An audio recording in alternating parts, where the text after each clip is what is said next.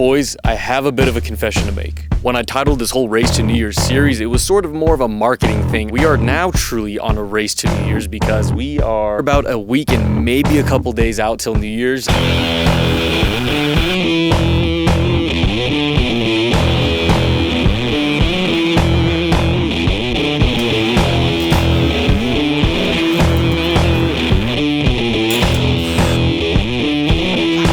The truck is now completely bare bones.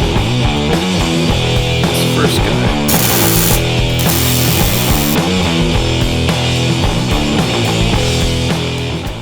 Boys, welcome back to episode 4 of the Race to New Year's series, where we are taking my newly acquired prerunner here and trying to get it desert ready before the Johnson Valley New Year's trip we have coming up in, or about a week out now at this point. I prefer it if we do not keep saying how many days we have left, because I'm going to crash them. All right. We say how many hours we have left. Hours? I know how many hours we have left. It's a bigger number, and I feel better about myself. 203 hours and 13 minutes left. Perfect. That sounds worse. Now you might be hearing some noise in the background. You're wondering, what is that? It's actively pouring buckets of rain here at TCB. Let me show you. I'm gonna Noah's Ark this garage right now just for this scene.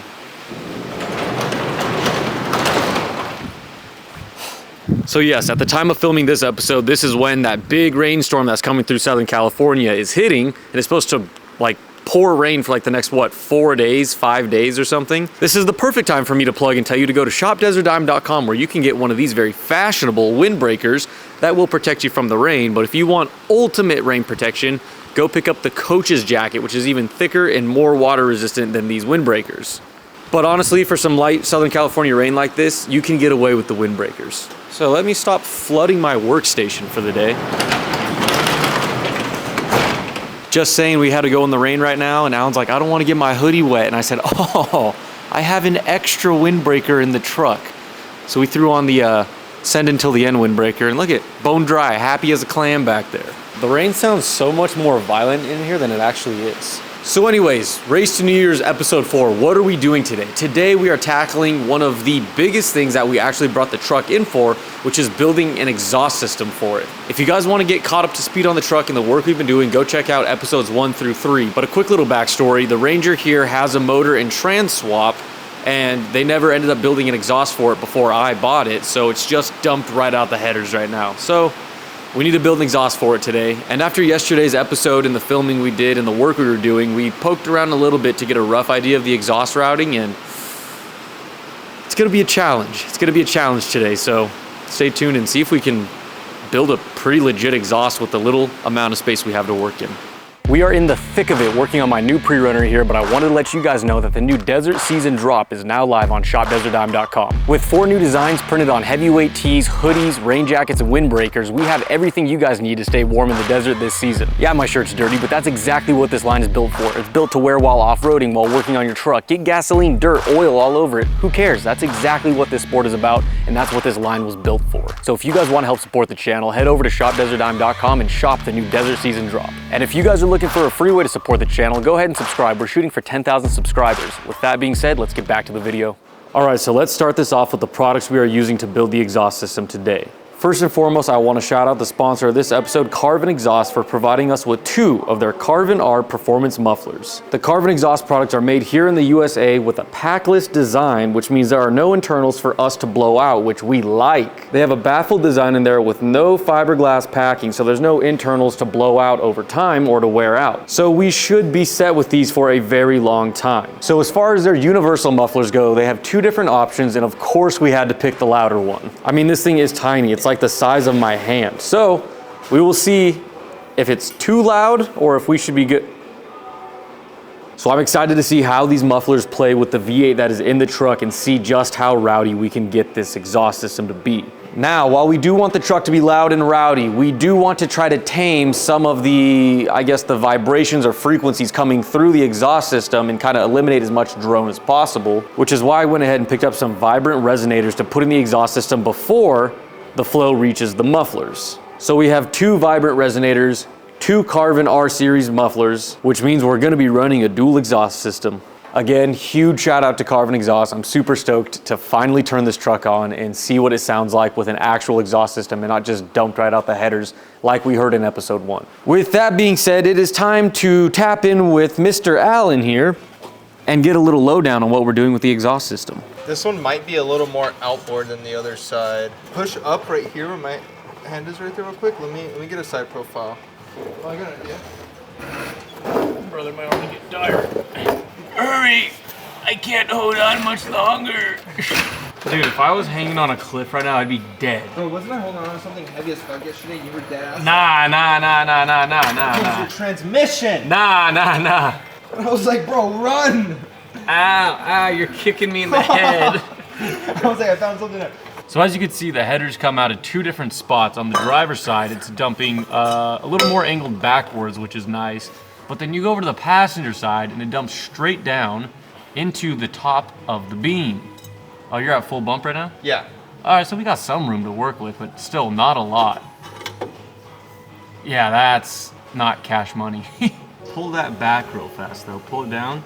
Yeah, so as you can see, right behind it is where every sort of wire and line is being ran. He's got double the fuel lines because they left the original fuel lines in here, which you have a fitting that I need, which you're not using, which is gonna make its way off of this truck and onto the Secret. While this side is easier to work with, we are running it very close to all the wires and everything that's in the frame. So we do have some heat wrap, but we're gonna try to work it around and not get it super dangerously close to everything. That's challenge number 2. Now challenge number 3 here is once you get to the carrier bearing cross member, it is not evenly flat across. You can see it goes flat and then it looks like there's a kick up right there where probably the stock exhaust was going, but that kind of messes our plans up because with off-road vehicles, you want as much clearance as possible, nothing hanging below the lowest point, or the frame, I should say, because it could get ripped off by rocks or... Technically, this is your lowest point right here. That's the lowest? This would be the lowest point, or even here, the bottom of the straightest arm. But that's past the center point, so if I compress the rear... And your lower link pivot is danger zone. Yeah. Anything after that is, you don't want to go after that. So, driver's side simplicity, we're just going to route it right above this and it's going to work perfectly fine and probably dump it right after. But with this one, now we need to play around with some options. Do we try to route it around further to the frame and come out? Or do we just run it underneath like we have it jacked up right now? We have options. And then of course, not really a big challenge, but since we're working with a smaller cab here, you can see his hand right there where the headers are coming out, and we're trying to dump it just before the end of the cab because we do plan on putting a fuel cell against the cab later down the road, and we don't want something holding fuel above hot exhaust just in case there's a leak or something. So we have to stop it just before the cab ends. So we have just about the length of the cab to work with, but like I said, we're doing a resonator to a muffler setup, so that mixed with the piping, we don't have the most amount of... Dude, the technique. So those are the challenges we're working with today. Let's see what we can do. I heard the words cash money, so I had to climb under the truck. What do we got here? What do we got here? Well, you see my hand. Go through the exhaust. I was gonna say, I was like, how much room do you have behind it? You got like this way. That's full bump, like compressed and everything? Yeah. Bump stops fully compressed. Oh, you already have it bolted up too, huh? Yeah. Oh, dang. Yeah, but it's ready to attack. She's in there like swimwear, dude. Yeah, if you were doing a straight pipe, would be done, brother. Just straight pipe it. I think the mufflers... It's gonna have to go after. I was gonna say, I think they'll have to be after, like we were talking about. Yeah, it would be nice to have it all like in here, you know, but it's gonna have to go after, and they'll probably then dump like here. I mean, there's room to do it between the two, like right where your head's at. But the resonator. The resonator's going before the trans cross member, isn't it? Like on the sides of the trans? Yeah, you know what I'm thinking is, I don't know if this right here, a couple zip ties. I think if we can move it forward more, we should. No, I think it goes here, on this tube right here. Well, because the resonator... No, on this tube right here. I think we weld it a full bead. I was like, bro, why is this dude so adamant? You want to put it right on the drive? Just starts wah wah. Dude, Every time I start up my truck, it sounds like a carnival. It's like, woo, woo, woo, woo, woo. Bro, we need to put zip ties on someone's drive shaft. Oh yeah, I was gonna do the duct tape one. The resonator doesn't muffle the sound, but it tames the frequencies. So it's supposed to eliminate the drone a bit more, I think. So if we have it further up, it could dial in its frequencies sooner. If we put it further back, then I'm getting all that drone until it hits the resonator. Unless I'm way f***ed up. This is just my understanding from Google. I could be way off.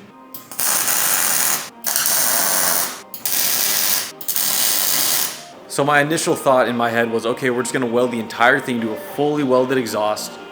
But then we thought, if we're routing everything above all these cross members, how am I gonna be able to drop the exhaust out when I need to, especially with how big these resonators are?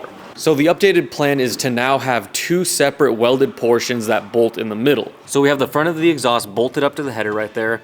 Then it's gonna be fully welded all the way down till right there at the end of the resonator, where we're gonna clamp it right there at the resonator, so then we can unbolt it there and unbolt it up front and drop that whole first half out of the truck without having to move it all around cross members and stuff. Then on the back end, obviously it's gonna unclamp right there where you can see the resonator and the piping meet.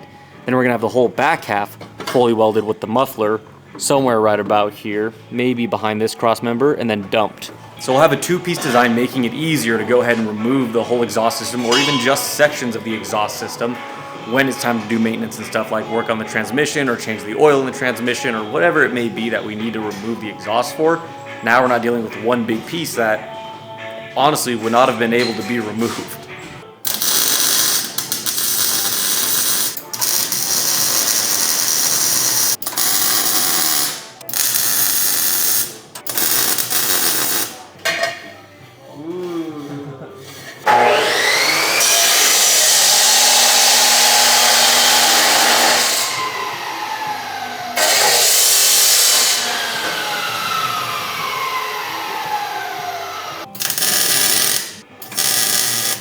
Progress update here.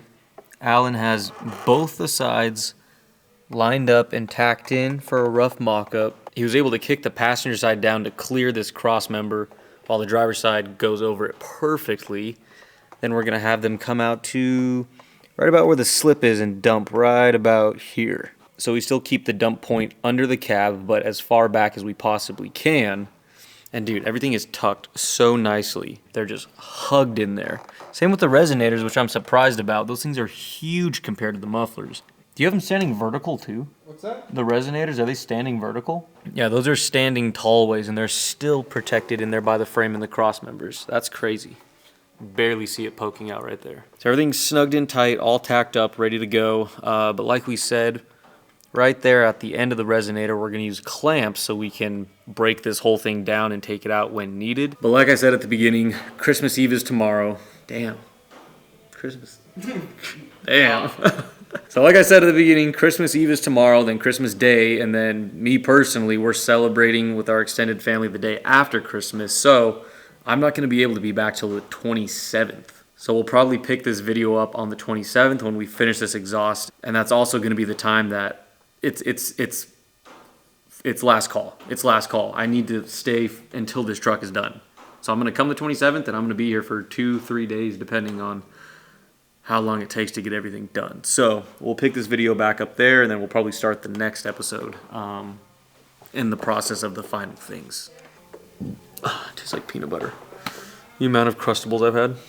Anyways, we got the links sprayed in here nice and clean so we could drop the shocks in when we're ready. Then I was cleaning up the rusty bedside supports and was messing around with the color. I accidentally got the wrong color, and it looks like, yeah, it looks like the Tin Man. It looks like anti-seize went ballistic on this truck. So I don't know if I'm gonna run this on the other 3 bedside supports, or if I'm just gonna go pick up a new can of something that's more close to the tube work and then clean this off and respray it. Probably that one, but again, we're in a race against time. I don't know if this is priority. Anyways, I'll see you guys on the 27th. All right, we're back at the shop, ready to finish up the exhaust and get it on, because we have about T-minus 3 days before the trip. So we gotta crank some serious hog to get these trucks finished in time.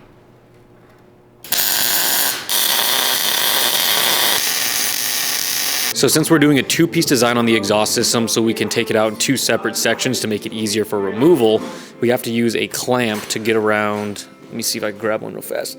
So these will slide into each other, and then we put the clamp around the resonator right here to seal it off. So when I was putting the clamp on and tightening it down, I noticed it starts to bow out to the sides a little bit just from tightening so tight on 2 other points. So what we're gonna do is cut 2 slits in the resonator here, so when we do crimp it, it doesn't bow out in those 2 sections, and it'll essentially close up tighter and seal because it has the room to tighten around. I don't know if I explained that very well, but it's all gonna make sense once we get it on. And then worst case scenario, if that doesn't seal it completely all the way and there's a leak, then we could just weld up those 2 cuts and then weld the entire thing and make it a whole one-piece design and worry about taking it off later.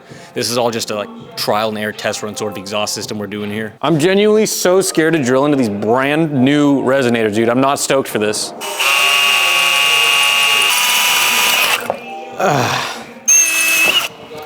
All right, shit's either gonna go really good or really bad right now.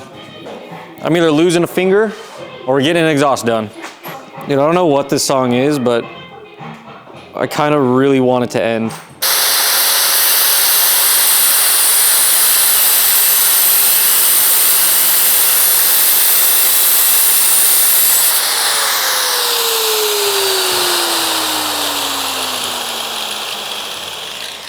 Not the straightest cut, but also not bad. It's cow farm. You're gonna find cows outside.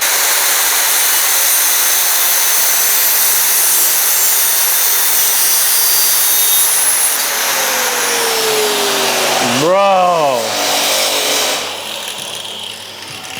Kind of got goofy with it, not gonna lie. This one I was going in straight, I second guessed, I was like, bro, I gotta start changing angle. Would've gone in so straight if I just trusted the first. Bro, you know what, come here, bend over. I'm gonna show you where this exhaust goes. One of my favorite things to do is like recite rap lyrics in the most like normal speaking voice just to hear how ridiculous they sound. You saw me rock the Beretter. Attempt number 2. Bro, again, I'm off just by that much. If I don't nail this last one, I'm throwing the entire truck away. I literally am so pissed that nobody's gotten me a shirt that says good boy.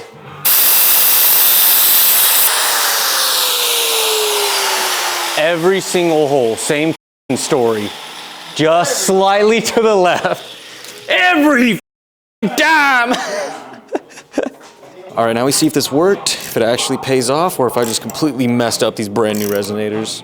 Definitely seals up a lot more than it did before, but let's see if we could adjust this clamp a little bit and get a better seal, because there is still one little part right here that's bowing open. Look at this seal now.